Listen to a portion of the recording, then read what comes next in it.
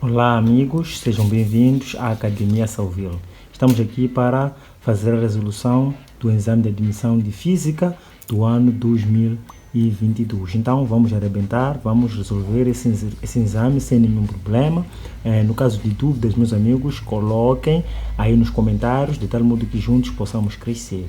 Muita coisa boa vem por aí, então sigam o canal e deem força aí, pois da melhor forma possível iremos procurar desde cá, este lado de cá, trazer a informação de forma mais simples possível, de tal modo que todos possam perceber. Então vamos a isso, meus amigos.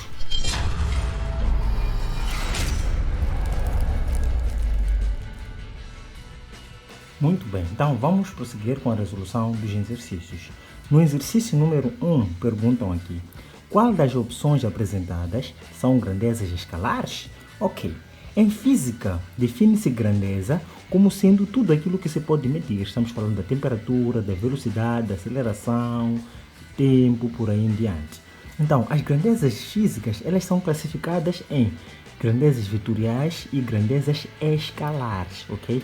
Devido ao tempo, não será possível aqui explicar exatamente assim na forma íntegra o que são grandezas escalares ou o que são grandezas vetoriais. Se quiserem, pode colocar nos comentários e eu poderei fazer um vídeo falando disso. Então, o que seriam grandezas escalares? De uma forma simples. Grandezas escalares são aquelas que apenas têm módulo, ok? Ou seja, são aquelas que, para estudá-las, só precisamos de conhecer a sua medição, ou seja, o seu tamanho, ok? Estamos falando da massa, por aí em diante. Então, grandezas escalares são aquelas que, para além do módulo, elas têm direção, elas contêm também sentido. O que nós podemos fazer aqui é alistar algumas grandezas vetoriais e algumas grandezas escalares. Então, vamos lá. Grandezas vetoriais. Estamos a falar de grandezas como a aceleração, velocidade, força, campo elétrico, por aí em diante. Então, quando falamos de grandezas escalares, estamos a falar de tempo, distância, estamos a falar de massa, temperatura, energia, por aí em diante, ok? Então, essas são grandezas. Grandezas vetoriais são aquelas que, para além de dependerem, para além de terem somente o módulo, têm também direção e sentido. As grandezas escalares têm apenas o módulo, ok? Então, vamos lá observar aqui. Na linha A, temos altura, velocidade, massa. A altura é uma grandeza escalar, não escrevi aqui, mas ela é uma medida de distância. A altura é uma grandeza escalar. Velocidade não é grandeza escalar, é uma grandeza vetorial. Então, na linha A linha A não pode ser. Vamos ver a linha B. Distância sim, é uma grandeza escalar. Massa é uma grandeza escalar. Tempo é uma grandeza escalar. Na linha B, nos apresenta todas elas como sendo grandezas escalares. A linha C, força, é uma grandeza vetorial. Massa é escalar, distância também é escalar. Mas por ter a força lá, não pode ser a linha A. A linha D, a massa é escalar, velocidade não é escalar, é vetorial, e a aceleração também é vetorial, então não pode ser a linha D por isso. Então, a linha correta seria B. Vamos para o número 2. Dizem aqui: como se chama a propriedade pela qual dois ou mais corpos não podem ocupar o mesmo espaço ao mesmo tempo? Então, muito bem, amigos, sabem que por exemplo, quando nós temos ar numa certa garrafa, ao introduzirmos lá água, o ar todo deve sair para fora, deve sair, e a água ocupa o espaço que era ocupado pelo ar. Então, esta lei, ou seja, a propriedade da matéria, que faz com que não permite com que dois corpos ocupem em simultâneo o mesmo lugar, é chamada de impenetrabilidade, ok? Impenetrabilidade. Se o João está sentado na cadeira A, para que se possa sentar na cadeira A, uma outra pessoa possa sentar na cadeira A, é necessário que o João saia para que outra pessoa fique, né? Então, a impenetrabilidade é a propriedade da matéria que estabelece isso, ok? Então, seria a linha C. Vamos ver o número 3. O número 3 diz: a temperatura é uma grandeza física que mede. O que mede a temperatura? Então, vimos que grandezas físicas são aquelas que podem ser medidas. Então, a temperatura é uma grandeza física. Vimos que a temperatura é uma grandeza física escalar, ok? Então, o que mede a temperatura? A temperatura na linha A mede o estado de aquecimento ou de arrefecimento de um corpo. A linha B, estado de arrefecimento de um corpo no estado gasoso. A linha C, a quantidade de calor transferida para um corpo. A linha D, quantidade de energia térmica de um corpo. Então, a linha correta aqui seria A, estado de aquecimento ou de arrefecimento de um corpo. Para este nível, esta é a definição de temperatura. Mas mais em diante, veremos que a temperatura mede o grau de agitação das moléculas, ok? Então, seria aqui a linha A. Vamos por o número 4. O número 4 diz o seguinte: o que acontece, desculpem-me, acho que não conseguem ver. No número 4 diz o seguinte: o que acontece com um certo volume de água se for aquecido sob pressão normal de 0 graus Celsius a 100 graus Celsius? Muito bem, falamos aqui de água. A água, ela tem uma dilatação anômala, ou seja, tem um aquecimento um pouco diferente das outras substâncias. Dilatação, entende-se por dilatação ao efeito de aumento do volume que os corpos enfrentam quando eles são aumentados as suas temperaturas. Ou seja, quando eu aumento a temperatura de um certo metal, ele estava a uma temperatura inicial, ao aumentar a sua temperatura, ele começa a aumentar do seu volume. A esse efeito chama-se dilatação. Então, o que acontece com a água? O gráfico que representa a dilatação da água é um gráfico mais ou menos assim. O que acontece? Dos 0 graus aos 4 graus Celsius, a água ela contrai, ok? Aqui seria o volume e aqui seria a temperatura em graus Celsius, ok? Então, ela primeiro contrai, ou seja, reduz o seu volume dos 0 aos 4 graus Celsius. Então, ela contrai. Dos 4 graus Celsius para cima, a água faz o quê? Dilata, ok? Então, é uma dilatação anômala. Então, primeiro temos a contração, depois temos a dilatação. Então, no número 4, nós teremos a linha A, que diz contrai e depois sofre dilatação. Então, ela primeiro contrai e depois aqui dilata. Então, seria a linha A para o número 4. Número 5 dizem, vamos ver aqui. No número 5 dizem, ao medir a temperatura de um gás, verificou-se que a leitura era de menos 40 graus Fahrenheit. Então, para o número 5, dizem que a temperatura em graus Fahrenheit era de menos 40 graus Fahrenheit. Então, perguntam aqui, qual é a temperatura do gás na escala Celsius? Muito bem. Então, o que nós sabemos aqui? Sabe-se que a temperatura em graus Celsius é igual a 5 dividido por 9 vezes a temperatura em graus Fahrenheit menos 32. Muito bem, então esta é a fórmula que nos permitirá calcular a temperatura em graus Celsius se nos derem a temperatura em graus Fahrenheit, ok? Então temos que a temperatura em graus Celsius será igual a 5 dividido por 9 vezes a temperatura em graus Fahrenheit é de menos 40, então teremos menos 40 menos 32. Então a temperatura em graus Celsius será igual a 5 dividido por 9 vezes o que? Vamos resolver isso aqui.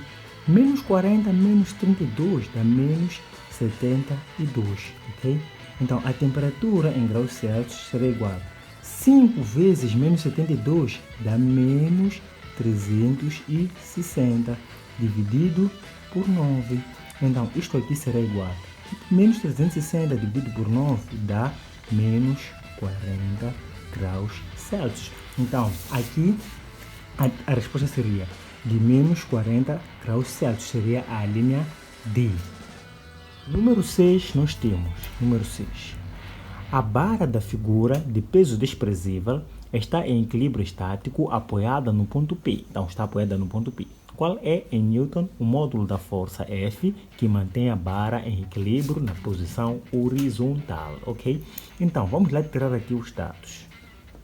Vamos fazer o seguinte, nós temos aqui duas forças que colocam esta barra em equilíbrio. Vamos chamar esta força de força 1, esta aqui de força 2. Se essa aqui é força 1, esse aqui será o braço 1, esse aqui será o braço 2. O que é braço? Braço é a distância que parte do ponto de apoio até onde se aplica a força. do ponto de apoio até onde se aplica a força, que chama-se braço da força. Tudo bem. Então, vamos lá tirar aqui os dados. Nos dão aqui o valor do braço 1. O braço 1 por quê? Porque é a distância do centro do ponto de apoio até onde atua a força 1. Então, o braço 1 será de 60 centímetros. O braço 2 seria essa aqui, seria de 30 centímetros. E a força 2 seria de 20 newtons. Então, o problema aqui nos pede o valor da força 1. Muito bem. Como é que nós podemos fazer isso? Então, vamos fazer aqui fórmula, resolução. A fórmula diz que a força 1 vezes o braço 1 deve ser igual à força 2 vezes o braço 2. Ou seja, o momento em 1 deve ser igual ao momento em 2. Então, nós queremos a força 1. Então, força 1 será igual. O braço 1 está aqui a multiplicar com a força 1, passa para lá, passa a dividir. Então, será igual a força 2 vezes o braço 2 dividido pelo braço 1. Então, isto aqui será igual. Então, a força 1 passa a ser igual ao braço, a força 2. Força 2 dizem que é de 20 newtons. Então, teremos aqui 20 vezes o braço 2, que é de 30 centímetros, vezes 30, dividido pelo braço 1, que é de 60 centímetros. Então, quanto às unidades, não é preciso nos preocuparmos, já que as duas estão em centímetros, não há nenhum problema. Só se o braço 1 estivesse em metro e o braço 2 estivesse em centímetros, temos que converter um dos braços, né? Mas assim não há nenhum problema. Então, a força 1 passa a ser igual. Podemos cortar aqui este 0 com este 0. 20 vezes 3 dá 60. 60 dividido por 6 dá 10 newtons. Então, a força 1 deve ser de 10 newtons. 10 newtons nós temos na linha D. Então, para o número 6, a alternativa correta é D. No número 7, nós temos o seguinte. Qual é a medida do ângulo de incidência quando um raio de luz incide perpendicularmente em uma superfície opaca e polida?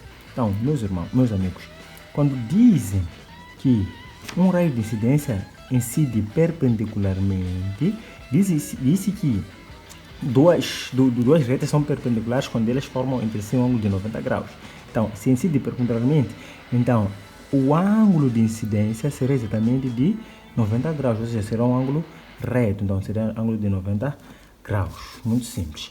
Vamos no número 8, nós temos um feixe de raios luminosos paralelos entre si incide sobre uma superfície opaca e não polida. Ok, dizem que a superfície é opaca. O que seria uma superfície opaca? Uma superfície opaca é aquela que não permite a passagem da luz, ok? Como, por exemplo, uma parede, não é? Uma pasta, um telefone, algo que, por exemplo, a minha mão opaca. Assim que eu coloquei a minha mão, vocês não conseguem ver a folha, então a minha mão é opaca. Então, dizem que essa superfície não é polida. Ok, qual é a diferença entre superfícies polidas e superfícies não polidas? Vamos lá ver o que acontece. Quando nós temos uma dada superfície que seja polida, superfícies polidas, vamos falar de superfícies tais como espelhos, ok? O que acontece? Numa superfície polida, quando os feixes incidem de forma paralela sobre a superfície polida, formando um certo ângulo, alfa, eles serão refletidos, ok? Formando o mesmo ângulo, ou seja, o ângulo de incidência em relação à superfície é igual ao ângulo de reflexão, ou seja, se os raios incidem de forma paralela, eles também serão refletidos de forma paralela. Agora, o oposto acontece quando a superfície não é polida. Uma superfície não polida é uma superfície como essa. O que acontece?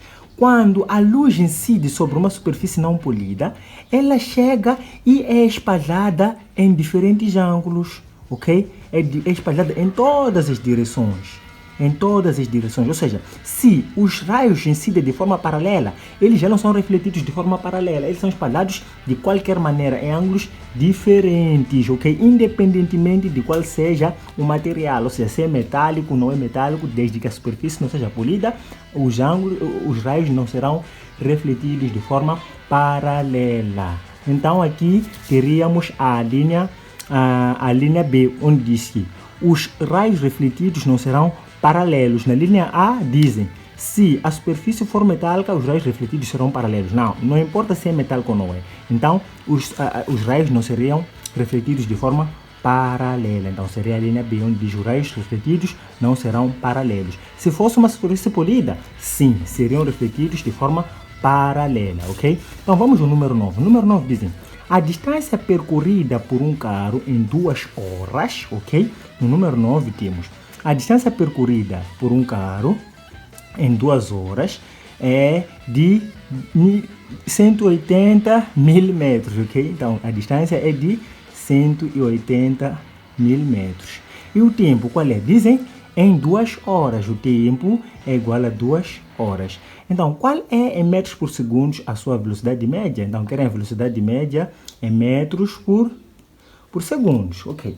Então, se formos aqui observar, a distância já está em metros, não tem nenhum problema. O que tem problemas aqui é o tempo, ok? Para transformar o tempo em horas para segundos é muito simples. O que faremos? É só fazer 2 vezes hora. Uma hora equivale a 3.600 segundos. Muito bem. Então, podemos fazer assim, o produto dos meios vezes o produto dos extremos, né? Mas é só fazer assim, 2 vezes 3.600 segundos.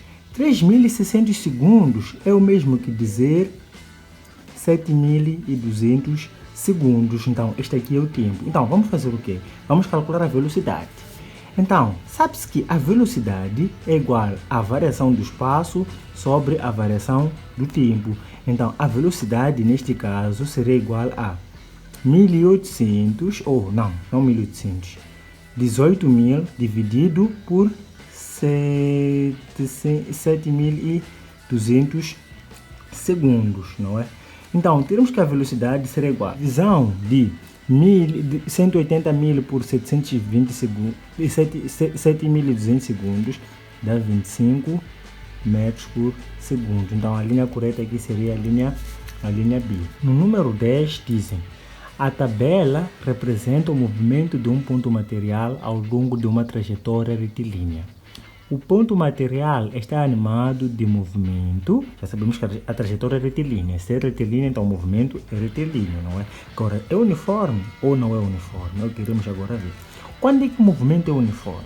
Para que o movimento seja uniforme e retilíneo e uniforme, é necessário que a velocidade seja constante. Como é que saberemos se a velocidade é ou não é constante? Havemos de fazer a divisão de cada parcela aqui. Ou seja, 51 dividido por 1 dá 54. Se porventura 108 dividido por 2 der 54 também, então significa que a velocidade será constante. Então vamos lá ver. 108 dividido por 2 dá 54. Se fizermos aqui também 662 dividido por 3 também dá 54. Vamos ver que teremos 54. Por quê? Porque para o número 10, né? Número 10 aqui.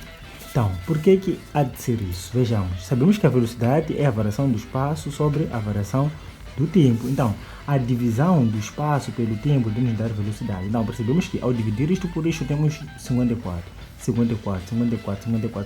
Quer dizer que a velocidade é constante. Se a velocidade é constante, nós estamos perante um movimento retilíneo e uniforme. Então, a alternativa correta aqui seria A, retilíneo uniforme. Então, no número 11, dizem: de acordo com o gráfico, qual é a grandeza física que se mantém constante? Ok, temos aqui o gráfico do espaço em função do tempo. Sempre que o gráfico do espaço em função do tempo for uma linha reta, trata-se do movimento retilíneo e uniforme. Pois se não fosse esse movimento, aqui teríamos uma parábola. Ok? Teríamos uma parábola, uma coisa semelhante. Então, este gráfico aqui é um gráfico do movimento retilíneo uniforme. Podemos provar também fazendo a mesma coisa que fizemos no número 10. Ou seja, faríamos 200 dividido por 2, que dá 100. 400 dividido por 4 também dá 100. 600 dividido por 6 também dá 100. E no movimento retilíneo uniforme, nós vimos que o que é constante é a velocidade. Então, aqui querem saber qual é a grandeza física que se mantém constante. Então, essa grandeza física que se mantém constante é a velocidade. Então, seria a linha D. Vamos ao número 12. 12 dizem: um corpo animado de movimento retilíneo uniforme percorreu 72 km em meia hora. Qual será em km por hora a velocidade desse corpo? Então, estamos perante um movimento retilíneo é uniforme aqui. Então, vamos lá ver como é que nós faremos isto. Para o número, vou fazer deste lado, para o número 12. O número 12 eles dizem, ok? Então, dizem que o corpo percorreu 72 km. 72 km é o espaço de 72 km. Em quanto tempo ele percorreu isto? Em quanto tempo? Em meia hora. Meia hora é mesmo que dizer 1 sobre 2 hora, ok? Ou seja, é mesmo que dizer 0,5 hora, meia hora, é metade de uma hora. É uma hora dividido por 2, não é? 0,5 hora, 1 sobre 2 horas. Então, eu queria saber qual seria a velocidade. Nós sabemos que a velocidade é igual à variação do espaço pela variação do tempo, ou seja, será 72 km divididos por 0,5 horas. 72 dividido por 0,5 dá 144 km por hora. Então, a alternativa correta aqui seria a linha C. Número 14, eles dizem, número 13, desculpe. Um veículo parte do repouso em movimento retilíneo com aceleração constante igual a 2,0 metros por segundo. Então, dizem que a aceleração é de, isso aqui é número 13, a aceleração é de 2 metros por segundo quadrados. Então, pergunto, qual é em metros a distância percorrida após 3 segundos? Dizem que o tempo é de 3 segundos. Querem a distância, ok? Chamamos de S, ok? S, querem a distância. Ok, para este nível, nós calculamos da seguinte forma. A fórmula é a seguinte. A distância percorrida é igual a aceleração vezes o tempo ao quadrado, tudo dividido por 2. Somente isso. Distância é igual a aceleração vezes o tempo ao quadrado dividido por 2. Então, vamos substituir. A distância percorrida será igual a aceleração, vimos ali que é de 2, vezes o tempo ao quadrado seria 3 elevado a 2, dividido por 2. 2 com 2 sai, não é? Então, ficamos com 3 elevado a 2, que dá 9 metros. Então, a distância percorrida seria de 9 metros, não é? Seria de 9 metros. Então, aqui temos a linha C, que tem essa distância de 9 metros. Vamos ver o número 14. Aqui pergunta, qual será em metros por segundo a aceleração de uma partícula que parte do repouso? Parte do repouso significa que a velocidade inicial é igual a zero. Em movimento uniformemente variado, sabendo que após percorrer 12 metros, está animado de uma velocidade de 6 metros por segundo, ok? Após 12 metros temos essa velocidade. Então, aqui não nos dá um tempo. Estamos agora no número 14. No número 14 não nos dá um tempo. O que nos dão como dado? Nos dão aqui o espaço, que é de 12 metros. Nos dão também a velocidade. Dizem que a velocidade é de 6 metros por segundo. Então, no número 11, no número 13, nós calculamos o espaço usando esta fórmula. Mas essa forma não nos ajuda a calcular a aceleração, porque temos sim espaço, mas não temos o tempo. Então, nós poderíamos usar a equação de Torricelli. O que diz a equação de Torricelli? A equação de Torricelli diz que a velocidade final ao quadrado deve ser igual à velocidade inicial ao quadrado, mais 2 vezes a aceleração, vezes a distância percorrida. Então, dizem que este carro, ou seja, este corpo, esta partícula, ela parte do repouso, significa que a velocidade inicial é igual a zero. Então, se é zero, este termo fica igual a zero. Então, ficamos com velocidade ao quadrado igual a 2 vezes a aceleração vezes o espaço. 2 e o espaço devem passar para lá. Então, multiplicar aqui, passam para lá, passam a dividir. Então, temos a velocidade ao quadrado dividida por 2 vezes o espaço percorrido. Isso aqui será igual à aceleração. Então, vamos substituir. Velocidade, sabemos que é 6. Então, teremos 6 ao quadrado dividido por 2 vezes o espaço, que seria 12. Então, isto aqui deve ser igual à aceleração. 6 ao quadrado, ok, isto aqui é mesmo ter 6 vezes 6, dividido por 2 vezes. 12 mesmo que ter 2 vezes o 6. Vamos cortar um 6 aqui com um 6 aqui. Ter 6 é mesmo que ter 2 vezes 3, dividido por 2 vezes 2. Cortamos o 2 com o 2, ficamos com 3 dividido por 2. Isto aqui dá 1,5. Exatamente, a aceleração será igual a 1,5 metros por segundos quadrados. Então, se observarmos aqui nas alíneas do número 14, temos a linha D. Então, a aceleração deste corpo seria de 1,5 metros por segundos. Muito bem, então vamos agora ao número 16. No número 16 temos o seguinte problema, né? Aqui é número 15, desculpem. Um objeto é lançado verticalmente para cima e gasta 2 segundos para atingir a altura máxima. Desprezando a resistência do ar, pode-se afirmar que o tempo de... Ok, quando o objeto é lançado verticalmente para cima e despreza-se a resistência do ar, deve saber que o tempo que o objeto leva para subir será o mesmo tempo que ele irá levar para descer. Ou seja, se ele leva 2 segundos para subir, ele irá levar 2 segundos também para descer. Então aqui a alternativa correta seria B, onde diz que subida, o tempo de subida é igual ao tempo de descida. Então seria a linha B. Número 16 temos: uma pedra é abandonada à beira de um poço e gasta exatamente 5 segundos até atingir o nível da água no fundo do poço. Considere G igual a 10 metros por segundo quadrados. Qual é em metros a profundidade do nível da água? Muito bem, é um problema bastante simples. Ele é totalmente similar ao problema do número 13. Então, a forma que nós iremos usar é exatamente a mesma, ok? Exatamente a mesma fórmula que nós usamos no exercício 13, ok? No exercício 13. Então, o que nós temos? Uma pedra abandonada, então dizem que o tempo que ele gasta, então número 16 agora, o tempo que ele gasta é de 5 segundos.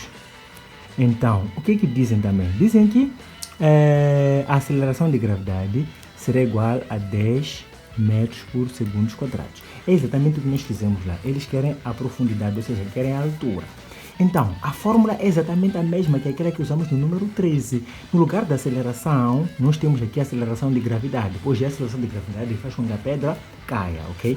Então, a altura será igual a aceleração de gravidade vezes o tempo ao quadrado dividido por 2, não é? Então, a altura que será igual a aceleração de gravidade, que dizem que é de 10, vezes o tempo, que é 5 elevado a 2, dividido por 2.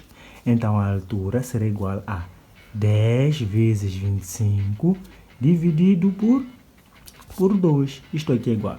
10 vezes 5 dá 250. Dividido por 2, isto é igual a 125 metros. Então, esta aqui seria a profundidade do poço. Então, observando aqui as linhas que nós temos, no número 16, temos aqui a linha A que nos dá 125 metros. Então, a alternativa correta aqui seria a linha A.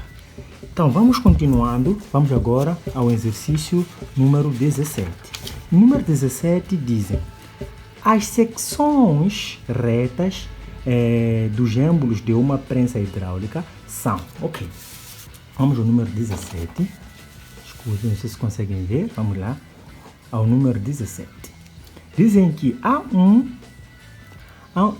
é igual a 1.200 centímetros quadrados. É a área 1, esta aqui. Então, e área 2, aqui dizem que a área 2, número 17, dizem que a área 2, estamos no número 17, né? Então, dizem que a área 2, onde é que está o número 17? Ok, dizem que a área 2 é de 30 centímetros quadrados. A área 2 é de 30 centímetros quadrados. Se for aplicada ao êmbolo maior uma força de 100 newtons, o êmbolo maior aqui, se formos observar, é a 1. Então, quer dizer que essa é a força 1, que seria de 100 newtons. Querem saber Qual será em Newton o valor da força sobre o outro êmbolo? Ok, brincadeira, né? Ok, o que é que nós devemos saber aqui? Devemos saber que a força 1 dividida pela força 2 e pela área 1 deve ser igual à força 2 dividida pela área 2. Depois daqui, fazemos produto dos meios vezes produto dos extremos. Passamos a ter F1 passa a multiplicar por A2. Então, teremos F1 vezes A2 será igual a F2 vezes A1. Então, será igual a F2 vezes A1. Então, vamos inverter isto aqui. Teremos F2 vezes A1 é igual a F1 vezes A2. O que eu fiz? Levei isto para este lado e aquilo para o outro lado. Por quê? Porque eu quero evidenciar F2. Eles querem a força no outro êmbolo, não é? Seria a força 2. Então, F2 seria igual a F1 vezes A1, que estão daquele lado. A1, área 2, desculpem. A1 cá, ele deve passar a dividir lá do outro lado. Está a multiplicar com F2, passa para lá, passa a dividir. Então, será dividido por A1.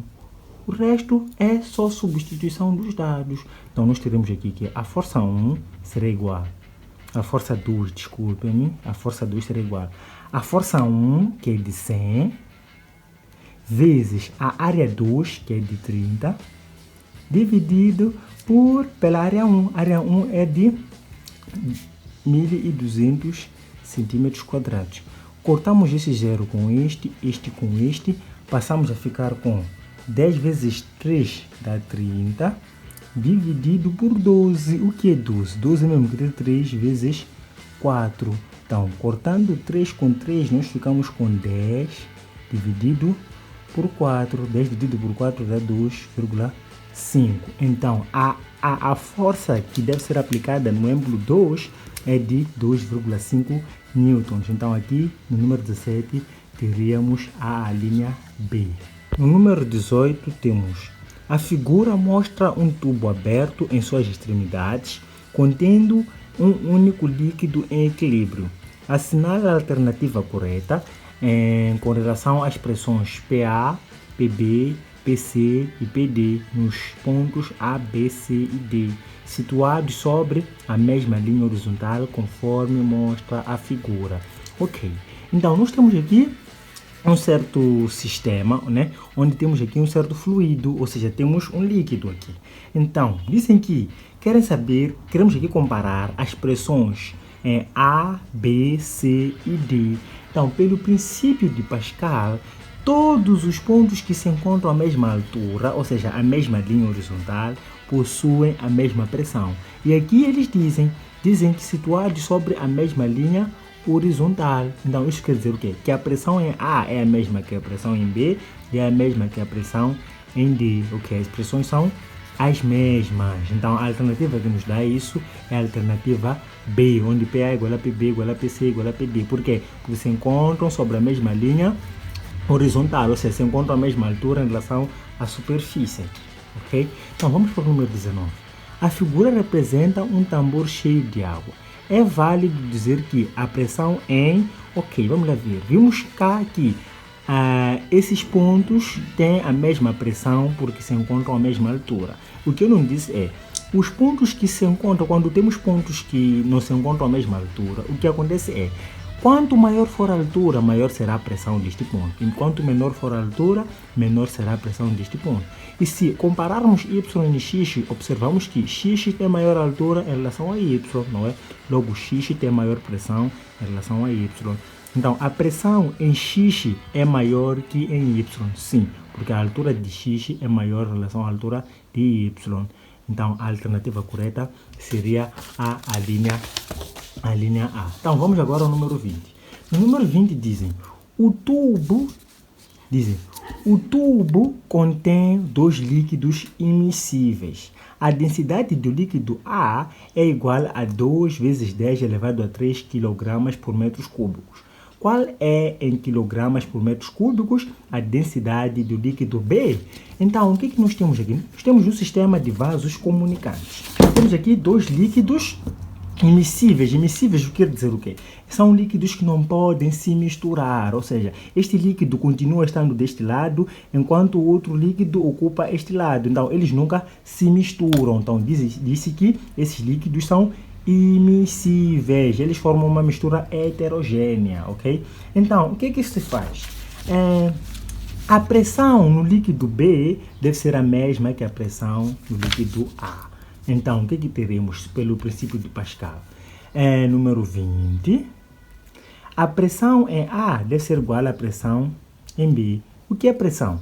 A pressão é igual a densidade vezes a aceleração de gravidade vezes a altura, ok? Então, aqui teremos o seguinte. A pressão A seria a densidade do líquido A vezes a aceleração de gravidade, que seria a mesma, vezes a altura de A. Deve ser igual à densidade de B vezes a aceleração de gravidade, que seria a mesma, vezes a altura de B.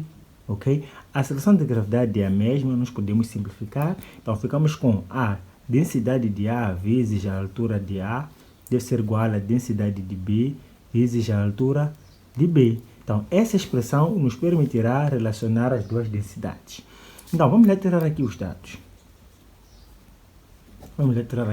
Eles dizem: o tubo contém dois líquidos immiscíveis. A densidade do líquido A, ou seja, a densidade de A é de 2 vezes 10 elevado a 3 kg por metros cúbicos. Qual é em quilogramas por metros cúbicos? A densidade de B. Então, as alturas nós podemos observar aqui. Teremos que a altura A é igual, a altura de A é esta aqui. Seria de 25 centímetros. E a altura de B será igual a 40 centímetros. Então, temos todos os dados. O que nós não temos é apenas a densidade de B. Então, vamos lá fazer. Vamos isolar aqui a densidade de B. É de fazer o quê? É de levar isto aqui para este lado e isso para o outro lado. Então, teremos a densidade B vezes a altura B deve ser igual à densidade A vezes a altura A. Então, a densidade B será igual a densidade de A vezes a altura de A dividido por a altura de B. Isto aqui será igual a densidade de A, eles nos dão aqui. Dizem que é de 2 vezes 10 elevado a 3 vezes a altura de A, eles nos dão também. É de 25. A altura de B dizem que é de 40 centímetros. Então, resolvendo isso, temos o seguinte. 2 vezes 25 é o mesmo que ter 50 vezes 10 elevado a 3 dividido por 40. Com isto pode sair, não é? Passamos a ter aqui 5 dividido por 4 é igual a 1,25 vezes 10 elevado a 3, ok? 1,25 vezes 10 elevado a 3. Então, multiplicando 1,25 por 10 elevado a 3, isto aqui fica igual, isto é o mesmo que ter 1,25 vezes 1000, ok? Porque 10 elevado a 3 é o mesmo que dizer 1000. Então, multiplicando isso, temos 1250 kg por metros cúbicos. É o que nós temos aqui na linha C. Então, a alternativa correta seria a alternativa C. Número 21. Uma prensa hidráulica tem pistões de áreas iguais a 40 cm² e 4 cm², respectivamente. E aplica-se uma força de 20 N no pistão menor, como ilustra a figura. Então, temos aqui a figura de uma prensa hidráulica. Então, eles querem saber aqui qual é em Newton o valor do peso P. Ok. Então, muito simples, amigos. Nada disso é complicado. Então, vamos lá aqui resolver esse problema. Vamos tirar os dados. Primeiro, vamos tirar os dados, ok? Então, dizem aqui no número 21, uma prensa hidráulica de pistões de áreas. Então, vamos chamar isso de área 1. Área 1 é de 400 cm². Área 2 seria de 4 centímetros quadrados, respectivamente. E aplica-se uma força de 20 newtons no pistão menor. Pistão menor é este aqui. Se o pistão menor é a 2, então a força 2 seria de 20 newtons. Então, eles querem o peso. O peso, neste caso, é o mesmo que dizer força 1, porque o peso é aplicado no pistão maior. O pistão maior é a 1. Então, a fórmula que nós temos aqui é a seguinte. O peso sobre a área 1 deve ser igual à força 2 dividida pela área 2. Então, o que nós queremos aqui é o peso. Produto dos meios vezes produto dos extremos. Então, o peso vezes a área 2 deve ser igual a força 2 vezes a área 1. Então, nós queremos o peso. A área 2 deve passar para lá. Então, temos que o peso é igual à força 2 vezes a área 1 dividido pela área 2. Então, isto aqui será igual. Vamos fazer agora a substituição dos dados. Então, a força 2 é de 20 newtons, então teremos 20, vezes a área 1 é de 400, sobre a área 2, que é de 4. Então, isto aqui será igual a, fazendo uma multiplicação disto, 20 vezes 400 dividido por 4, é o mesmo que ter 2 com 3 zeros, ou seja, é de 2.000 newtons. Então, o peso é de 2.000 newtons, não é? 2.000 newtons. Nós temos isso na linha D. Então, a linha D seria a linha correta. Vamos ao número 22. Número 22 dizem: mergulhou-se um corpo de peso igual a 162 newtons. Então, temos aqui um certo peso. É de virar a folha. Ok? É de virar a folha. Número 22 é onde nós estamos agora. Então, mergulhou-se um corpo de peso igual a 162 newtons na água. Dentro desta, passou a pesar 102 newtons. Qual é, em newton, a força de impulsão que a água exerce sobre o corpo? Ok, vamos lá tirar aqui os dados. A força, o peso de 162 newtons é o peso real do corpo, ok? Então, dentro da água, ele passa a pesar o quê? Esse chama-se peso aparente. Passa a pesar 102 newtons. Eles querem a força de empuxo, ou seja, querem a impulsão. Muito bem, amigos. O que acontece, na verdade, quando nós metemos um corpo na água? Conosco também acontece. Vamos supor que levemos um dinamômetro. Dinamômetro é um instrumento que é usado para medir o peso, ok? O peso dos corpos, né? Então, ou a força, mede a força. Se nós levarmos um dinamômetro e medirmos o peso de um corpo, nós teremos um certo peso P. Se porventura levarmos o mesmo corpo e metermos numa bacia com água, observaremos o quê?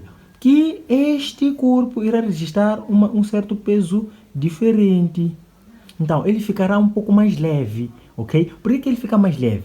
Porque a água exerce uma certa força oposta à força peso. Essa força é chamada de força de empuxo, ok? É chamada de força de empuxo que se opõe à força peso real do corpo, ok? Então, nós também acontece a mesma coisa. Quando nós vamos à praia ou à piscina, ao se deitar mais na praia, porque quanto mais salgada for a água, mais densa ela fica. Então, quando nós ficamos na água salgada, ok? Na praia, nós podemos nos deitar de trás. Ok? Temos aqui a água, nós podemos fazer o quê? Nos deitar de trás, nós ficamos um pouco leves. Por quê? Porque a água exerce uma certa força sobre nós. Então, o nosso peso real na água torna-se um pouco desprezível. Nós temos um novo peso na água, chama-se peso aparente. Então, a fórmula que relaciona esses três pesos é: o peso real é igual ao peso aparente mais a força de empuxo. Ok? Então, a soma do peso aparente e a força de empuxo nos dá o peso real do objeto ou do corpo. Então, isolando I aqui, teremos que I é igual. O peso aparente aqui está a somar, passa para lá, passa a subtrair. Então, teremos o peso menos o peso aparente. Então, seria igual ao peso real, que é de 162, menos o peso aparente, que é de 102. Então, 162 menos 102 dá 60 newtons. Então, o empuxo seria de 60 newtons. Então, teríamos aqui a linha C. No número 26 não. No número 23, Número 23 agora, estamos no número 23. Dizem aqui, um determinado corpo afunda no líquido quando o quê? Quando é que um corpo afunda? Quando é que um corpo afunda? Então, vamos lá ver. Então, no exercício número 22, eu já explicava o que acontecia quando um corpo entra num certo líquido, né? Então, o que acontece? Se nós temos um certo líquido, isso aqui pode ser praia ou uma coisa qualquer, ok? Temos um líquido. Se nós levamos um certo corpo e colocamos na superfície deste líquido, o líquido irá exercer uma certa força sobre este corpo. Esta força é chamada de força de impulsão ou impulso. Então, o líquido também tem um certo peso, que é a força que ele exerce sobre a água. Se essas duas forças entram em equilíbrio, o corpo fica mais ou menos por aqui. Então, dependendo de qual seja o equilíbrio, o corpo pode entrar um pouco, pode não afundar, mas ele pode entrar um pouco dentro da água, não é? Mas também temos outros fatores que fazem com que esta força impulso aumente. E um dos fatores é a densidade. Um exemplo mais usado é o exemplo do ovo. Vamos supor que tenhamos um copo.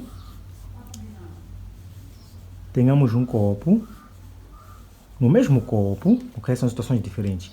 Levamos lá um ovo e metemos no copo. Ao meter o ovo num copo com uma densidade muito menor, né? Muito reduzida, sem sal neste caso, água doce, o copo afunda.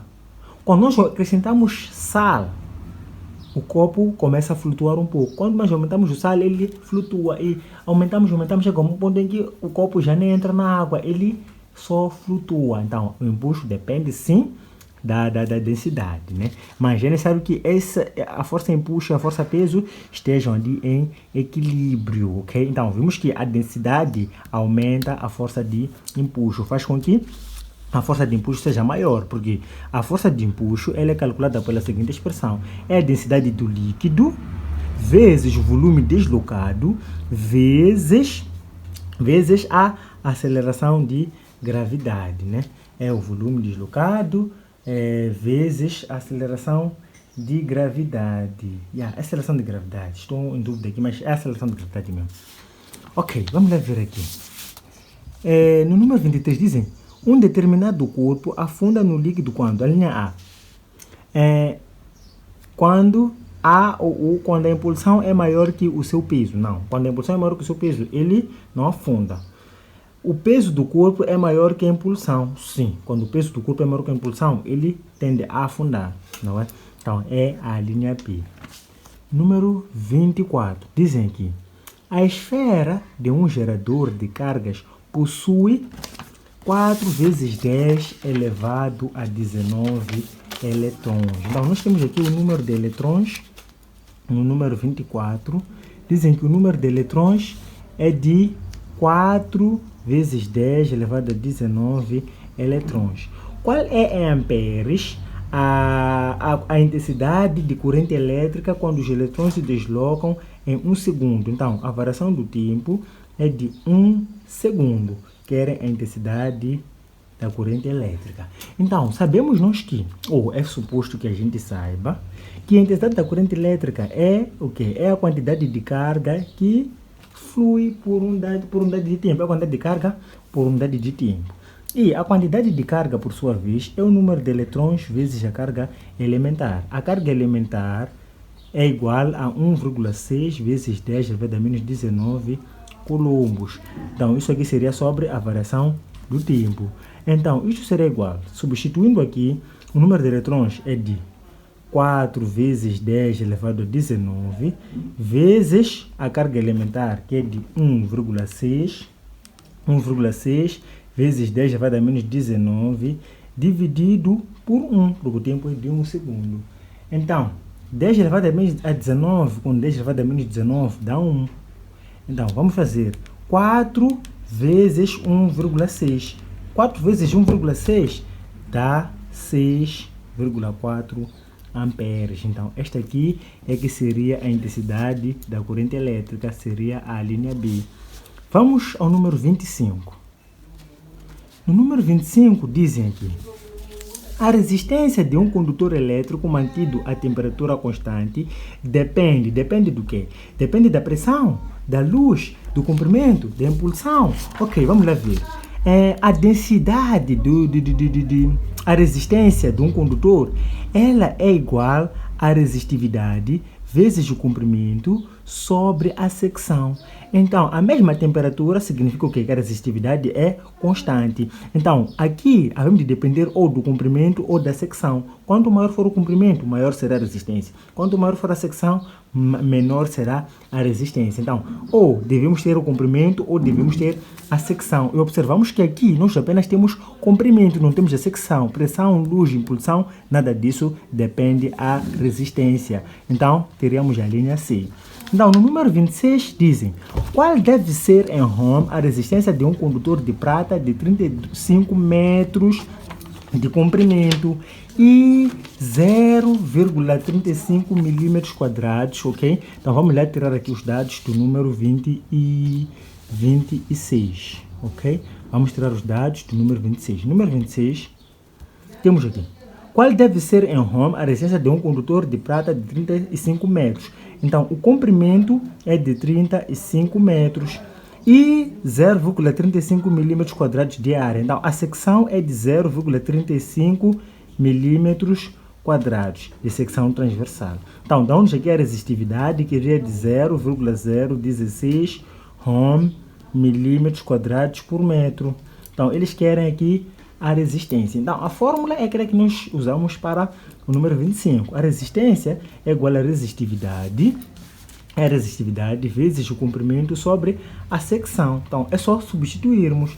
Teremos que a resistência é igual à resistividade, que é de 0,016, vezes o comprimento que é de 35, dividido pela secção, que é de 0,35. Então, a resistência seria igual a, fazendo aqui o cálculo, vamos fazer 0,016 multiplicados por 35, isto dá 0,56 dividido por 0,35. 0,56 dividido por 0,35, podem fazer aí, amigos, isso dá 1,6, igual a 1,6 ohms. Então, esta aqui é que seria a resistência de 1,6 ohms. Então, temos isso na linha A. Então, continuando, vamos agora ao número 27. No número 27, dizem que a figura representa, número 27 dizem: a figura representa um circuito elétrico, Qual é em Ohm a resistência total do circuito, sabendo que R1, dizem que R1 é igual a 9 ohms, R2 é igual a 18 ohms, R3 é igual a 4 ohms. Então, querem a resistência total. Ok, então vamos lá observar aqui o nosso circuito. Esse circuito é um circuito misto, ok? É um circuito misto. Por que é um circuito misto? Porque nós temos as resistências aqui em paralelo e também temos resistências em série. Essas duas resistências em paralelo formam juntas uma resistência que está em série com a resistência 3, ok? Temos uma fonte de tensão, e temos um medidor de corrente. Ok, let's go. O que nós devemos fazer? Primeiro, para resolver um circuito misto, vamos atacar aqui essas duas resistências que estão em paralelo. Como é que nós calculamos as resistências em paralelo? Elas são duas apenas. Então, quando são duas resistências, a fórmula é simples. Chamaremos elas de resistência 1 e 2, né? Essas duas resistências aqui. Resistência 1 e 2 será igual a resistência 1 vezes a resistência 2, dividido pela resistência 1 mais a resistência 2. Essa aqui é que é o produto. Essa fórmula nos permite calcular a resistência 1 e 2. Então, a resistência 1 e 2 será igual a resistência 1, que vimos aqui que é de 9, vezes a resistência 2, que vimos que é de 18, dividido pela resistência 1, que é de 9, mais a resistência 2, que é de 18. Isto aqui fica igual a 9 vezes 18, ok? Dividido 9 mais 18, podem fazer aí, mas eu de colocar assim, 9 mais 18, é o mesmo que ter 3 vezes 1, 9, ou seja, dá 27. Se forem fazer aí, terão 3 vezes 9 mais 18, dá 27. Isto aqui é igual. Eu estou a colocar assim por quê? Porque eu não estou usando máquina, então quero dividir assim rapidamente. Então, 18 dividido por 3 dá 6. Então, seria de 6 ohms. Observem que essas duas resistências aqui, elas juntas formam uma resistência de 6 ohms. Se eu quiser desenhar novamente o circuito, ficaria com uma coisa idêntica a essa. Então aqui teríamos a fonte de tensão. Então aqui seria a resistência 3 e esta aqui seria a resistência 1 e 2, a nova resistência. Se formos observar essas duas resistências aqui, elas estão em série. Muito bem. Então a resistência total seria, quando temos associação em série, nós somamos as resistências, não é? Somamos as resistências. Então teríamos aqui a resistência 3 mais a resistência 1, 2, que seria igual. Resistência 3 é de 4, mais resistência 1, 2, calculamos agora, é de 6. Então isso aqui dá 10 ohms. Então a alternativa correta é aquela que tem 10 ohms, que seria a alternativa D. Vamos ao número 28. No número 28, eles dizem o seguinte: qual é o trabalho realizado por um motor elétrico em 12 minutos? Então, estamos agora no número 20, desculpem-me, no número 28. No número 28. Número 28, qual é o trabalho? Qual é o trabalho realizado por um motor elétrico em 12 minutos? Então, dão aqui o tempo, é de 12 minutos. Sabendo que quando for aplicado uma tensão de 220 volts, quando a tensão, U é igual a 220 volts, circula no circuito uma intensidade de 0,5 amperes. Então, circula no circuito uma intensidade de 0,5 amperes. Querem o trabalho. Muito simples. Então, ele colocar logo aqui a fórmula, né? Trabalho é a mesma coisa que dizer energia, tá bem? É uma coisa que dizer energia. Então, o trabalho é igual a tensão vezes a corrente vezes a variação do tempo. Esta aqui é a fórmula, não vamos dar voltas aqui. Então, o trabalho será igual a tensão, que é de 220, vezes a intensidade da corrente, que é de 0,5, vezes o tempo. O tempo está em minutos, amigos. Ele deve estar no sistema internacional, ou seja, devemos converter isso aqui para segundos. Isto é o mesmo que dizer 12 vezes 60 segundos. 60 segundos por quê? Porque dizer minuto é o mesmo que dizer 60. Então, 12 minutos é o mesmo que dizer 12 vezes 60 segundos. Então, 12 vezes 60, nós podemos calcular muito bem. Então, teremos que o tempo há de ser igual a 12 vezes 60, só para por causa do espaço, né? Então, 12 vezes 60 dá 720 segundos. Então, falar de 12 minutos é a mesma coisa que falar de 720 segundos. Então, vezes aqui 720. Então, o trabalho deve ser igual. Então, não se esqueçam, o tempo deve estar no sistema internacional. Então, vamos fazer aqui 220 vezes 0,5 vezes 720. Isto dá 79200. É o que nós temos aqui na linha D. Então, este aqui é que seria o trabalho, não é? Este aqui que seria o trabalho. Vamos agora ao número 29. No número 29, eles dizem: uma partícula pontual de carga elétrica igual a... Então, temos aqui a carga, que é de 4 vezes 10 elevado a menos 6 coulombos. É deixada em uma região de campo elétrico igual a... Então, dá-nos aqui o campo elétrico. O campo elétrico é representado pela letra E. O campo elétrico é de 600 volts por metro.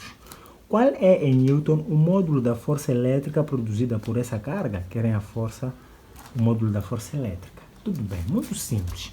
Então, o que nós devemos saber? Devemos saber que o campo elétrico ele é dado pelo quociente da força pela carga, ou seja, campo elétrico igual a força sobre carga. Então, se nós quisermos a força, claro, a carga está a dividir aqui, passa para lá, passa a multiplicar. Então, teremos que o campo elétrico vezes a carga deve ser igual à força, ou seja, a força é igual à carga vezes o campo elétrico. O campo elétrico vezes a carga, nada muda. Então, a força passa a ser igual à carga, que é de 4 vezes 10 elevado a menos 6, vezes o campo elétrico, que é de 600. Então, a força passa a ser igual a 4 vezes 600. Isto aqui dá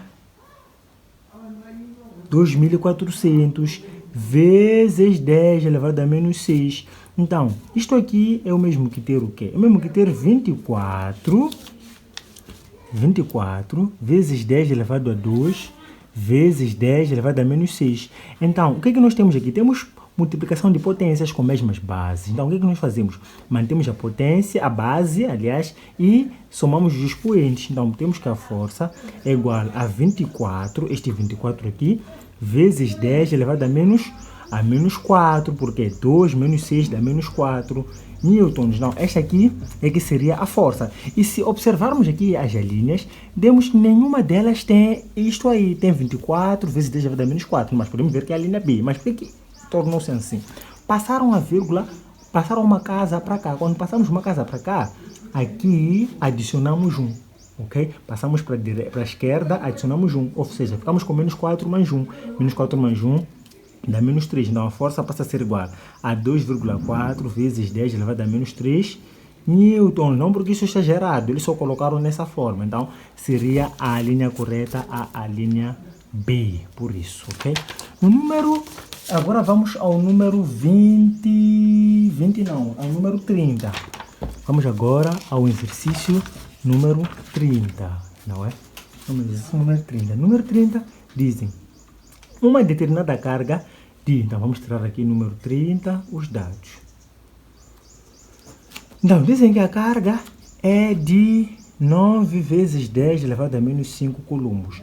Cria em um ponto distante a 0,3 metros um campo elétrico. Então, temos aqui a distância, que é de 0,3 metros. Cria um campo elétrico. Qual é em newton por coulombo o valor desse campo? Ok? Então, querem o valor do campo. Dizem que a constante aqui é de 9 vezes 10 elevado a 9 newton vezes metros quadrados por coulombo quadrado. Então, eles querem a intensidade do campo. Dão-nos aqui a carga elétrica. No número 30 e também nos dão o valor da distância, né? Então, a fórmula é a seguinte. O campo elétrico é igual a este K vezes a carga dividido pela distância ao quadrado. Então, essa expressão nos permite calcular a intensidade do campo. Então, a intensidade do campo há de ser igual a K. K aqui é 9 vezes 10 elevado a 9 no vácuo, vezes esta carga. A carga dizem é de 9 vezes 10 elevado a menos 5, dividido pela distância. Isto aqui eu posso transformar em notação científica. Ter 0,3 é o mesmo que ter 3 vezes 10 elevado a menos 1 metros. O que eu fiz? Passei a vírgula para lá. Quando passa a vírgula para lá, multiplico por 10 elevado a menos 1, porque passei a vírgula uma casa só. Então, passo a ter 3 vezes 10 elevado a menos 1 ao quadrado, porque a distância está aqui ao quadrado, não é? Então, o campo elétrico passa a ser igual. 9 vezes 9 dá 81. Ou vamos continuar com 9 vezes 9 vezes 10 elevado a 4. Por que é 10 elevado a 4? Trabalhei com esses dois. Bases iguais, não é? Então, subtraímos, somamos os expoentes. Ficamos com 9 mais menos 5. 9 menos 5 dá 4. Sobre 3 ao quadrado dá 9 vezes. Aqui temos potência de uma potência. Então, ficamos com 10 elevado a menos 1 vezes 2. Multiplicamos esses expoentes. Então, fica menos 2, ok? Um 9 com outro 9 fica assim, cortamos. É por isso que não coloquei 81 ali. Coloquei 9 vezes 9. Então, passamos a ter 9 vezes 10 elevado a 4 vezes. Estão vendo esse 10 elevado a menos 2? Ele, quando sobe, esse expoente negativo, ele passa a ser positivo. Nós vamos com 10 elevado a 2. Então, isto aqui é o mesmo que dizer 9 vezes 10 elevado a 6 newtons por coulombo. Então, temos isso na linha D. Na linha D temos aqui 9 vezes 10 elevado a 6 newtons por coulombo. Então, vamos agora para o número 31. Não é? É o último exercício nessa página. Então, número 31 dizem duas partículas de cargas elétricas, ok? Temos aqui o número 31. Número 31 nós temos aqui. Então, número 31 eles dizem o seguinte. Então, duas partículas de cargas elétricas. Então, temos duas partículas de cargas elétricas. Carga 1 é de 3 vezes 10 elevado a menos 6 coulombos e carga 2 é de 2 vezes 10 elevado a menos 6 coulombos. Estão separadas no vácuo por uma distância de... Então, a distância aqui é de 30 centímetros. 30 centímetros é só fazer 30 dividido por 100, ok? Para transformar para metros. 30 dividido por 100 dá 0,3 metros, que é o mesmo que ter 3 vezes 10 elevado a menos 1. Eu já havia explicado isso, como é que chegamos aqui. Passamos a vírgula uma casa para lá, né? Ok. Então, qual é em Newton a entidade da força de interação entre elas? Ou seja, que era a força de Coulomb. Dá-nos aqui essa constante no vácuo, que é de 9 vezes 10 elevado a 9 Newton metros quadrados por coulombos quadrados, ok? Querem a força, ok? Então, como é que nós calculamos a força com todos esses dados aqui disponíveis? A força de Coulomb é igual a K vezes a carga 1, o módulo, né? Vezes o módulo da carga 2 sobre a distância ao quadrado. Isso é estabelecido pela lei de Coulomb, né? Então, a força passa a ser igual. K é 9 vezes 10 elevado a 9, vezes carga 1, não temos problema de sinais aqui, então colocaremos direto, será 3 vezes 10 elevado a menos 6, vezes carga 2, que é de 2 vezes 10 elevado a menos 6, dividido por D, D ao quadrado. O que é D? D é 3 vezes 10 elevado a menos 1 ao quadrado.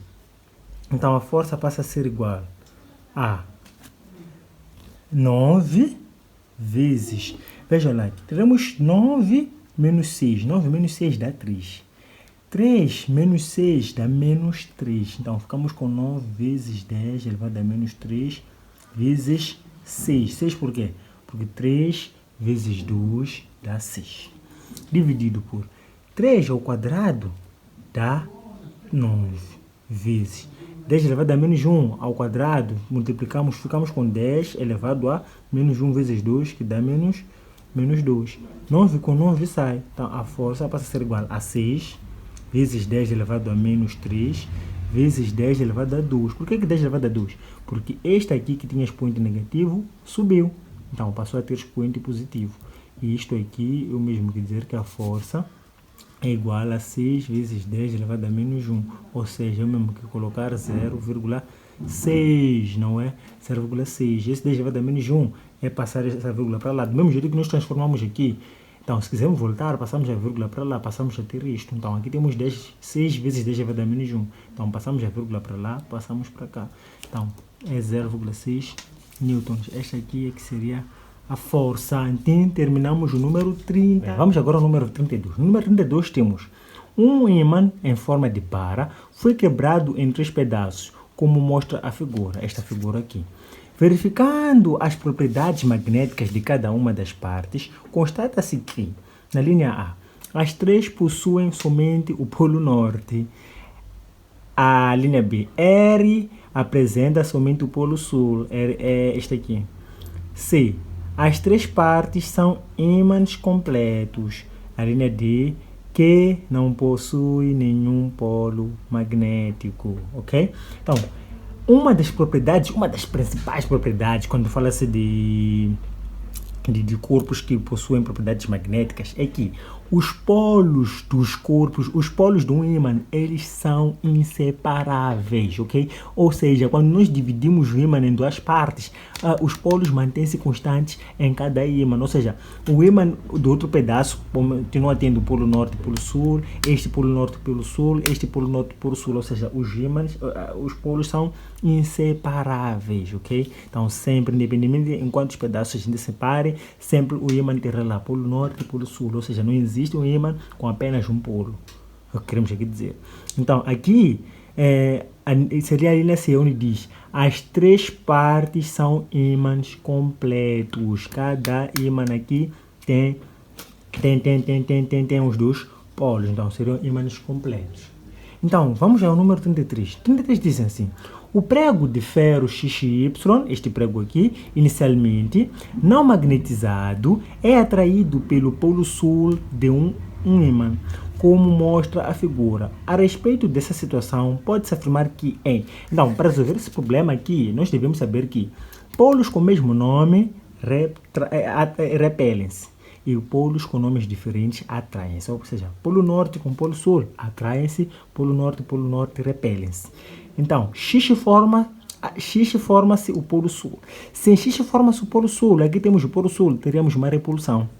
Ok? Teríamos aqui uma repulsão. Y forma-se o polo sul.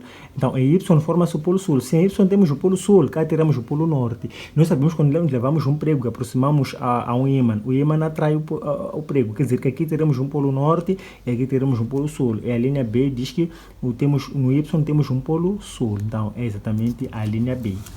Vamos ao número 34. No número 34, dizem aqui: um corpo de 250 kg é preso a uma mola de rigidez, ou mesmo dizer constante, elástica, ok? No número 34 temos uma mola de massa, 250 kg, é preso a uma mola de rigidez ou constante elástica, 1000 newtons por metros. 1000 newtons por metros. Qual é, em segundos, o período das oscilações? Então, querem saber do período das oscilações. Ok. E aqui dizem que π é igual a 3, não 3,14 como temos usado. Ok, muito bem. O período das oscilações é igual a 2π vezes raiz quadrada de massa dividido pela constante elástica.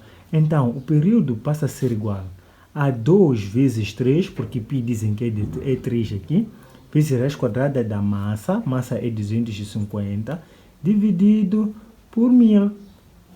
Então, T passa a ser igual a 2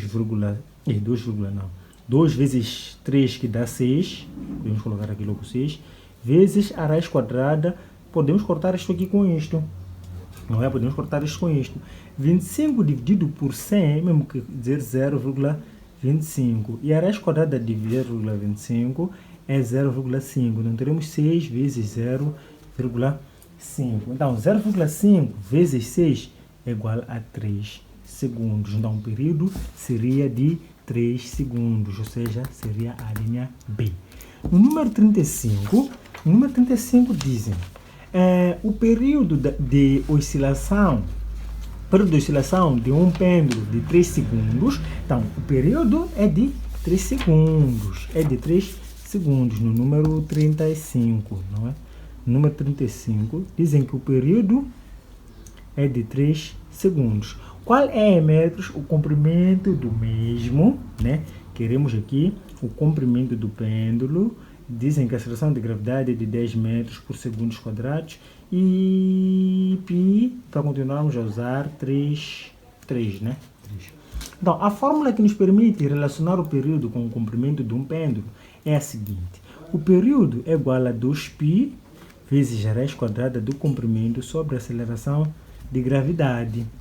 Então, o que nós devemos fazer? Nós queremos aqui o comprimento. Faremos o quê? Tudo que não está dentro da raiz passa para o outro lado. Então, teremos π sobre período sobre 2π é igual a raiz quadrada do comprimento sobre a aceleração de gravidade. Então, nós queremos aqui o comprimento, mas observamos que o comprimento está dentro de uma raiz quadrada.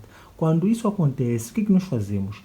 Pegamos no primeiro membro aqui antes da igualdade, elevamos a 2 e deste lado também elevamos a 2. Por que fazemos isso? É porque tudo, a raiz quadrada ao quadrado, por exemplo, tem raiz quadrada de x ao quadrado, isso aqui é de ser igual a x, ok?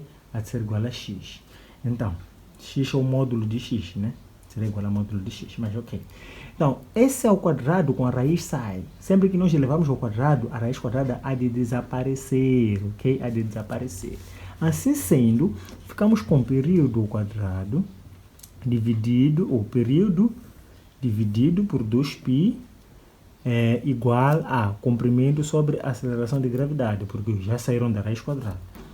A aceleração de gravidade está a dividir, passa para cá, passa a multiplicar. Passamos a ter a aceleração de gravidade vezes o período dividido por 2π ao quadrado. Isso aqui deve ser igual ao comprimento. A aceleração de gravidade, eles nos dão, dizem que é de 10. Então, teremos aqui 10 vezes período é de 3, dividido por 2 vezes 3, que é π, ao quadrado. Π com π sai, isso aqui deve ser igual ao comprimento. Então, teremos 10 vezes o quê? 1 sobre 2, porque ao tirarmos o 3 aqui ficamos com 1. Elevado a 2 deve ser igual ao comprimento. Então, teremos 10 vezes 1 ao quadrado dá 1 sobre 2 ao quadrado dá 4. Isto aqui é igual ao comprimento.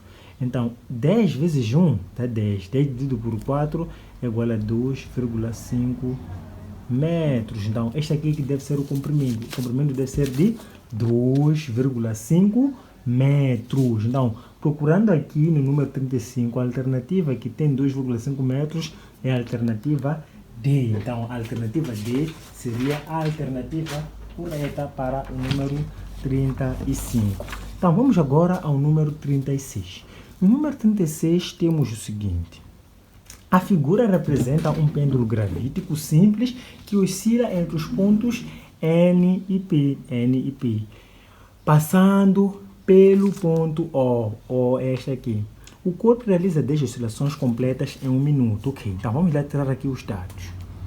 Dizem que o corpo realiza 10 oscilações completas. 10 oscilações completas o quê? É o número de oscilações. Então, o número de oscilações é 10. Em quantos segundos? Em quantos minutos? Em 1 minuto. Então, o tempo é de 1 minuto. Então, 1 minuto, não gosto de dizer 60 segundos. Sistema internacional, amigos, não se esqueçam. Os valores da amplitude e do período são, respectivamente... Ok, tudo bem. O que é amplitude? É de desenhar aqui o pêndulo, para que eu possa estar à vontade, né? Para borrar, fazer o quê? O que é amplitude? Amplitude é a distância do ponto de equilíbrio, observem, o ponto de equilíbrio este aqui, é o O neste caso. É a distância daqui do ponto de equilíbrio até a extremidade, ou seja, é a distância de N até O, ok? Então, aqui nos dão a distância de N a P. A distância de N a P é 2 vezes essa distância. Aqui, isto aqui é 2 vezes, ok? Então, para sabermos a amplitude será igual a distância de N até P dividida por 2. Então, a amplitude será igual a distância de N a P é de 40 centímetros dividido por 2, isso dá 20 centímetros. Então, a amplitude aqui seria de 20 centímetros. Pedem também um período. O período, amigos, é igual ao tempo dividido pelo número de oscilações. Então, isto aqui será igual. O tempo, eles dizem que é de 60 segundos. O número de oscilações é 10. Cortando isto com isto, ficamos com 6 segundos. Então, eles pedem os valores da amplitude e do período. Então, devemos ter, respectivamente, 26. 26. Ok. Vejam que nós não temos 20 aqui. Eles fizeram o quê? Transformaram o centímetro em metros. Vejam que a amplitude está em metros aqui. Então, precisamos transformar de centímetros para metros. Então, os centímetros para metros é muito simples. É só dividir este valor por 100. Só fazer 20 por 100. Isto dá 0,2 metros. Para transformar de centímetros para metros, só dividimos por 100 centímetros de 100. Então, seria a linha B. 0,2 metros de amplitude e 6 segundos de período. Assim terminamos com o número 36. Vamos ao número 37. No número 37, eles dizem que uma onda mecânica de 1 metro de comprimento, ok? Então, no número 37, temos uma onda mecânica de 1 metro de comprimento, propaga-se com uma velocidade de 5 metros por segundo. Então, a velocidade é de 5 metros por segundo. Qual é, em segundos, o período desse movimento ondulatório? Eles querem o período que nós devemos aqui fazer. Então, sabe-se que a velocidade é igual ao comprimento de onda vezes a frequência. E, por sua vez, a frequência é igual a 1 dividido pelo período. Então, no lugar da frequência, nós podemos substituir por isto, porque é igual. Então, a velocidade passa a ser igual ao comprimento de onda vezes 1 sobre período. O período já quer dividir, passa para cá, passa a multiplicar. Então, ficamos com velocidade, isto aqui é o comprimento de onda, né? Velocidade vezes o período. Qual período? É aquele que dava a dividir, passou para cá, passou a multiplicar. Será igual ao comprimento de onda. Então, o comprimento de onda, que é o que nós queremos no exercício, será igual ao comprimento de onda sobre a velocidade. Então, isso aqui será igual ao comprimento de onda, eles dizem que é de 1, sobre a velocidade que é de 5. Então, isto aqui é igual a 0,2 segundos. Então, essa aqui é que seria o período. Então, observamos aqui no número 37 que a alternativa que nos dá isso é a alternativa B. Então, B é a alternativa correta. Então, vamos agora ao número 38. No número 38 dizem: a figura representa o movimento de uma onda que se propaga no mar, cuja frequência é de 2 Hz. Então, temos aqui a frequência é de 2 Hz, não é? É 2 Hz. Qual é, em metros por segundo, a velocidade de propagação da onda, ok? Então, vamos lá ver. Fórmula, resolução. Então, a velocidade é dada pelo produto do comprimento de onda pela frequência. Dão-nos aqui a frequência, mas não nos dão o comprimento de onda. Dão-nos sim, mas de forma indireta. Então, para ter o comprimento de onda, nós devemos ir ao gráfico, ok? Ao gráfico. Então, vamos observar aqui. O comprimento de onda é a distância entre duas cristas. Isso aqui chama-se crista, isso aqui chama-se vale. É a distância entre duas cristas consecutivas ou dos vales consecutivos. Então, vamos lá observar aqui. Nos dá uma dica.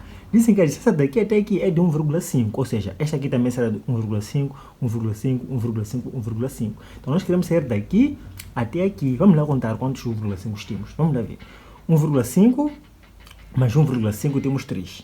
Mais 1,5, 4,5. Mais 1,5 dá 6. Quer dizer que o comprimento de onda para esse problema é de 6 metros. Observaram como é que tivemos 6 metros? Estamos a sair daqui até aqui. Isto aqui, cada metadinha aqui é 1,5. Então, estamos a sair daqui 1,5, 3, 4,5 e 6. O comprimento de onda será de 6. Então, velocidade há de ser igual a 6 vezes 2 da frequência. 6 do comprimento de onda que nós tiramos do gráfico, vezes 2 da frequência. Então, vezes 2, isto aqui dá 12 metros por segundo. Então, observando aqui no exame, a alternativa que nos dá 12 é a alternativa C. Então, no número 39, continuando, no número 39 dizem: qual deve ser em Hertz, número 39, qual deve ser em Hertz a frequência de um movimento ondulatório de velocidade. Então, a velocidade aqui é de 3 metros por segundo. E comprimento de onda de 2 metros. Qual deve ser a frequência? Então, vimos que ali a velocidade é igual ao comprimento de onda vezes a frequência. Isolando a frequência aqui, a velocidade está a multiplicar, passar para cá, passa a dividir. Então, velocidade dividido pelo comprimento de onda, não a velocidade do comprimento de onda, há de ser igual à frequência. Então, velocidade, vimos que é de 3, dividida pelo comprimento de onda, que é 2. Isto aqui é de dar a frequência. Então, a frequência de ser igual a 3 dividido por 2 dá 1,5 Hz. Então, a frequência deve ser de 1,5 Hz, que seria a linha A. No número 40, para fechar, temos: sobre as ondas sonoras, é correto afirmar que não se propagam na ou no... Então, as ondas sonoras são ondas mecânicas. Ondas mecânicas são aquelas que dependem do meio para se propagar. O que é o meio? O meio é onde temos matéria. Estamos falando da água, da atmosfera, do metal, da madeira, por aí em diante. Então, elas não se propagam no vácuo. As ondas eletromagnéticas não se propagam... as ondas mecânicas não se propagam no vácuo. Ou seja, as ondas sonoras não se propagam no vácuo. Então, seria a linha D. E assim terminamos a resolução do exame de admissão de Física do ano 2022. Então, amigos, sigam o canal, coloquem um like e coloquem sugestões, não é? Comentem do vídeo, se quiserem mais matérias, falem aí. Cada matéria aqui, viram que estamos somente a resolver exames. Então, aqui eu quero resolver matéria por matéria. Então, a matéria que vocês acham que tem mais dificuldades, só necessitar mais, coloquem aí nos comentários, digam, comece por essa matéria, se é sobre ondas eletromagnéticas, se é sobre oscilações, se é sobre o eletromagnetismo. Coloquem aí nos comentários e eu irei produzir vídeos onde irei falar disso. Muito obrigado e força aí!